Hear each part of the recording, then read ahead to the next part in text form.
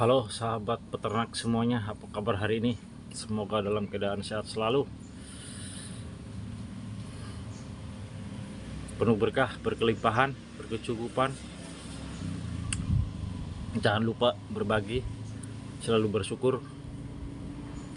Semalam diguyur hujan di tempat saya dari jam 1 malam sampai menjelang subuh. Alhamdulillah adem. Petani, saya yakin, bersyukur dan berbahagia ya. Hari ini saya kaget, pagi-pagi ngopi, baca-baca berita online. Saya baca di bisnis.tempo.co bahwa negara kita itu selama ini mengimpor domba kambing senilai 37 triliun. Aduh, 37 triliun. Itu kalau dibelikan domba kambing dapat berapa kontainer ya? Dapat berapa ribu ekor ya? Saya kok jadi berpikir, kenapa uang itu enggak dialokasikan ke para peternak-peternak kita gitu loh, buat memajukan ekonomi peternak kita, meningkatkan perekonomian, meningkatkan ekonomi keluarga para peternak Indonesia. Kenapa nggak dialokasikan kepada petani tersebut, kepada peternak tersebut? Toh beternak itu kan nggak sulit, ya kan? Mudah, asal mau. Ya memang hasilnya nggak bimsalabim hari ini beternak besok langsung dapat. Apa yang saya alami, yang saya rasakan dalam beternak itu paling enggak lah 2-3 tahun proses di awal. Setelah itu tahun-tahun berikutnya maka kita akan bisa selalu menghasilkan uang, menggulung uang. Bisa menjadi juga salah satu usaha padat karya, ya kan? Mereka yang nggak punya lahan, yang nggak punya modal finansial untuk memulai beternak, kita bisa merekrut mereka, membantu mereka, ya kan? Apalagi sekarang sebenarnya perekonomian kita itu lagi krisis. Teman-teman pada merasakan enggak sih? Nilai tukar rupiah terhadap dolar sekarang berapa tuh? $1 itu sekitar 17.000, ya kan? Mungkin bagi kalangan ekonomi atas mereka nggak terlalu merasakan, nggak terlalu terasa ya. Tapi di kalangan kelas bawah, saya yang hidup di lingkungan kelas bawah, sering menerima curhatan mereka, ya kan? Ekonomi sekarang tuh semakin nggak mudah. Kenapa dana 37 triliun itu nggak dialokasikan kepada peternak, lalu pemimpin negara kita itu ikut membimbing mereka, ikut mengarahkan mereka, ya kan? Saya rasa ini bisa dilakukan kalau mau.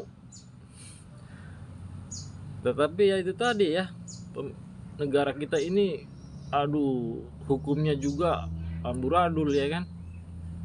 Penegakan hukumnya amburadul. Korupsi di mana-mana.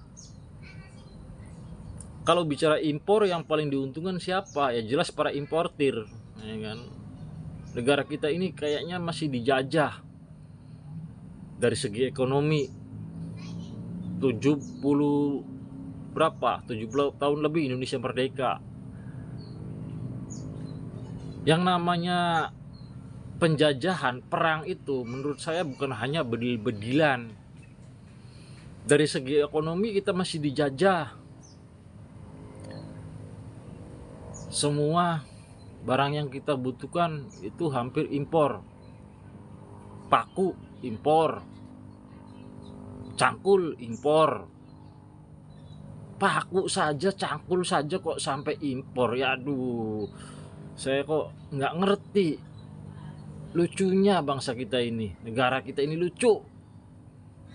Padahal dulu negara kita ini punya namanya Krakatau Steel, nggak tahu tuh kemana ya kan.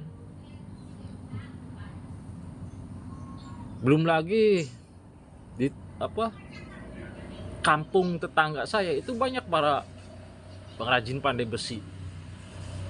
Kalau mereka diberdayakan, dibantu, diarahkan, dibimbing, itu bisa menjadi salah satu program padat karya. Kok kualitasnya bagus-bagus, tapi kok kenapa cangkul saja harus impor ya kan? Berapa tuh nilai impornya nggak tahu, saya belum telusuri beritanya, jadi saya nggak punya datanya ya kan. Yang tadi saya baca tadi pagi data dari bisnis.tempo.co, 37 triliun. Uangnya kayak apa ya, sebanyak apa ya, saya belum pernah lihat pegang uang sebanyak itu.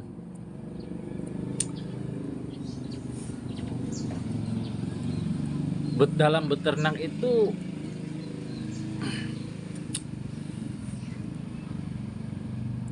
kalau kita berpikir susah ya susah, kalau kita berpikir gampang ya gampang, semudah membalikkan telapak tangan, dan nggak sesulit membalikkan telapak kaki. Masalahnya kembali tadi, mau atau tidak. Dulu di negara kita ini, nggak jauh-jauh lah, saya ambil kota tetangga kota saya, Cirebon. Dulu di sana ekonominya maju, banyak para pengrajin rotan, dan rotannya bisa diimpor ekspor. Tapi sejak kapan itu ya, udah lama sih nggak ada suara yang saya dengar. Saya pernah sih main ke Cirebon, malah banyak yang gulung tikar, nggak tahu kenapa. Tapi saya melihat negara kita ini aneh, ketika ada bangsa kita yang punya intelektual tinggi, punya kecerdasan tingkat tinggi, bisa menemukan sesuatu karya ilmiah yang sangat luar biasa dan belum ditemukan oleh orang lain, oleh bangsa lain, dia ditolak. Banyak sekali contohnya ya kan. Itu penemu lampu LED itu kan dari bangsa Indonesia, WNI, orang Medan kalau nggak salah. Sekarang tinggal di Amerika, lisensinya ya punya Amerika. Ada lagi tuh yang tinggal di Swiss, orang Bandung, WNI juga. Dia menemukan beberapa, 6 kalau nggak salah. Di Indonesia nggak ada yang menerima, di Swiss diterima. Lisensinya punya siapa? Ya punya Swiss. Di sana semua didukung, fasilitasnya didukung. Ketika melakukan penelitian, dananya dikasih, semua serba nggak pakai mikirnya udah tinggal penelitian aja ya kan. Ekonominya dijamin, keamanan hukum negaranya juga dijamin. Ya pantaslah mereka memilih di sana. Ketika ditanya pengen nggak balik ke Indonesia, ya jawabnya ragu-ragu ya. Kemungkinan besar ya nggak mau lah, gajinya kecil, keamanannya tidak terjamin, dan lain sebagainya. Nggak bisa berkembang intinya kan, nggak nyaman. Lah itulah yang terjadi di negara kita. Dan tapi anehnya juga sih, bangsa kita itu suka membeli produk-produk yang jelas itu dari luar negeri, dari impor. Ya seperti tadi, kalau memang mereka mengimpor domba kambing per tahun 37 triliun. Kalau saya jelas sebagai konsumen, saya nggak mau membeli. Saya lebih memilih daging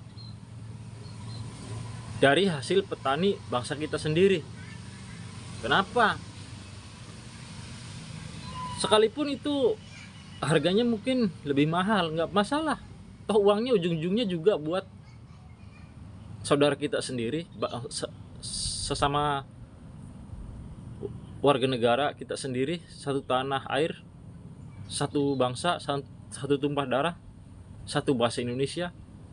Bukan larinya ke sana orang-orang luar negeri. Dan saya sering membaca, itulah yang terjadi. Saya punya cerita dulu, sekitar 15 tahunan yang lalu atau lebih. Saya punya teman kerja jadi TKI di Hong Kong. Pulang dari sana bawa sepatu, katanya beli di sana. Saya bilang sepatu gituan mah banyak di negara kita juga, di Indonesia banyak, kaki lima banyak, saya bilang. Ini kan, itu tuh produk asli Indonesia, produk Cipaduyut, Bandung. Dia nggak percaya. Dia nganggapnya dia itu produk luar negeri aja. Harganya cukup mahal katanya kan. Kalau uang Indonesia sekitar 500 ribuan pada waktu itu. Sampai suatu saat kita jalan-jalan maksudnya, mampir ke sebuah toko sepatu. Lihat-lihat, ya. Ternyata di situ ada sepatu yang mirip, identik sama dengan sepatu yang dia miliki, yang dia beli di Hong Kong tersebut. Ketika lihat bandrolnya, dia terdiam. Berapa bandrolnya? 99.900 rupiah pada waktu itu. 100.000 kurang 100 perak. Akhirnya saya bilang, tuh kan, di sini juga banyak orang itu tuh produk asli negara kita, produk Cipaduyut. Jangan dikira semua produk luar negeri itu adalah yang bikin mereka. Kalau kita lihat sejarah, ya kan, kenapa kan dulu bangsa kita dijajah, negara kita dijajah, rebutan oleh banyak negara? Karena kita itu kekayaan alam dan keanekaragaman hayatinya sangat luar biasa. Sekarang juga seperti itu. Produk yang bagus-bagus dibeli oleh mereka. Merekanya dijual lagi. Yang ngebeli siapa? Bangsa kita lagi. Aduh, kan lucu. Aduh. Apa yang terjadi dengan negara kita ini? Wassalam. Aduh, nggak ngerti saya tuh. Makanya saya nggak mau membeli produk-produk dari luar negeri selama bangsa kita bisa memproduksi sendiri. Termasuk dalam domba tadi, saya kan beternak domba Garut. Kenapa saya memilih Garut? Karena itu adalah asli keanekaragaman hayati bangsa Indonesia. Saya pengen bangsa kita itu mencintai keanekaragaman hayati kita sendiri. Syukur-syukur domba Garut ini bisa go internasional. Minimal domba luar negeri jangan sampai masuk ke negara kita. Caranya bagaimana? Ya jangan dibeli. Mereka impor, biarin aja. Mau impor kayak biarin aja. Kita jangan membeli, meskipun itu sudah dalam bentuk daging, ya kan? Daging yang di kilo, yang dijual di pasar. Tanya, ini produk daging dari mana? Beli daging sapi dari mana? Beli kambing daging dombanya domba dari mana? Kalau dari luar negeri gak usah dibeli dah. Meski harganya murah sekalipun. Karena apa? Karena ujung-ujungnya ya uang kita itu larinya ke sana juga. Ya kan? Secara tidak langsung, sadar atau tidak sadar, kita membantu para peternak luar negeri. Kenapa kita nggak membantu para peternak kita sendiri? Meskipun harganya lebih mahal sedikit, ya saya nggak apa-apa, nggak masalah. Toh saya uangnya lari ke tetangga kita sendiri, lari ke saudara kita sendiri. Anehnya orang-orang kita itu kalau membeli di sesama apa, membeli sesama warga negara yang notabene-nya masih pedagang kecil, peternak kecil, mereka itu rewel. Orang kita itu rewel, banyak nawarnya terlalu rendah dan lain sebagainya.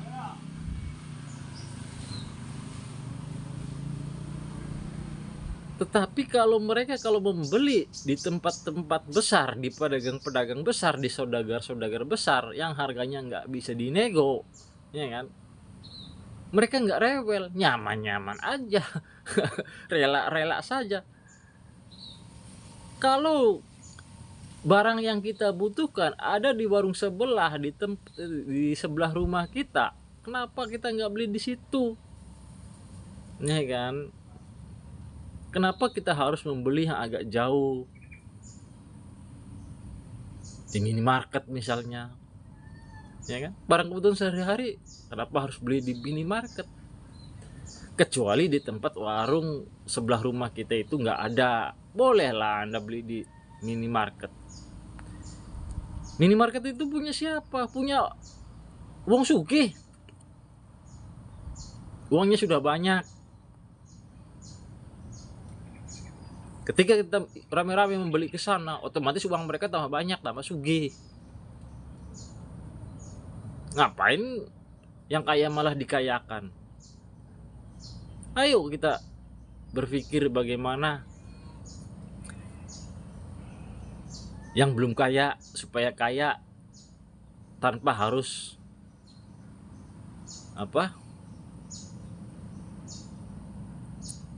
menurunkan kekayaan orang kaya. Kalau bahasanya siapa tuh, Pak Anies Baswedan, membesarkan yang kecil tanpa mengecilkan yang besar. Ayolah. Tapi itu realitanya begitu. Orang kita kalau membeli barang di pedagang kecil, rewelnya minta ampun.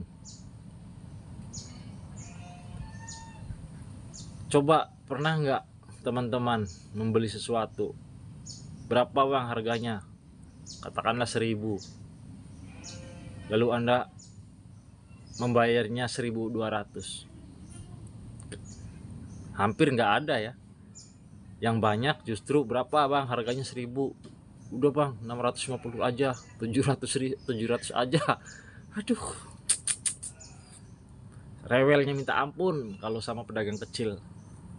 Tapi kalau sama pedagang besar, enjoy.